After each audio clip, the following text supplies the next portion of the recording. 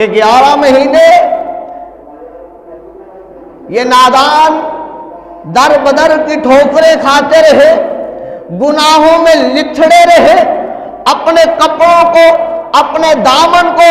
اپنے جسم کو، اپنے دل کو، اپنے جگر کو، اپنے دماغ کو، اپنی سوچ کو، ہر چیز کو انہوں نے اس میں جو ہے لاغر کر دیا گناہوں میں۔ فرمایا جب رمضان المبارک کا مہینہ آتا ہے، جو 11 مہینے شیطان میری امت کو ورگلاتا رہتا ہے، نیکیوں کی طرف سے روکتا رہتا ہے، ہدایت کی طرف سے روکتا رہتا ہے، صراط مستقیم پر چلنے سے بھٹکاتا رہتا ہے۔ فرمایا رمضان المبارک کا مہینہ آتا ہے، میرا خدا اس شیطان مردود لعین کو بھی باندھ دیتا ہے اور فرماتا ہے اے مردود اب تو رک جا، میرے بندہ ہے، میرا بندہ جب آ رہا ہے میری بارگاہ میں سجدہ کرے گا، اور سجدہ کرنے کے بعد اپنے ہاتھوں کو، اپنے اس خالی جھولی کو میری بارگاہ میں پھیلائے گا اور کہے گا باری تعالیٰ اے رحمان و رحیم، اے ستار و غفار اللہ،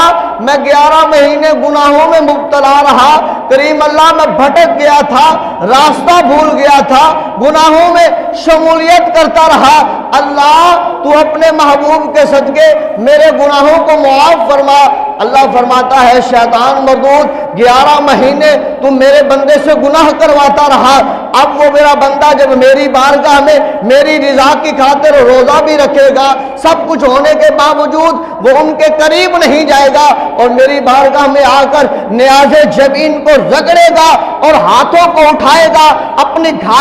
خالی جھولی کو میری بارگاہ میں پھیلائے گا اور وہ کہے گا باری تعالیٰ مجھے معاف فرما، تو میں اس کے گناہوں کو معاف کروا دوں گا۔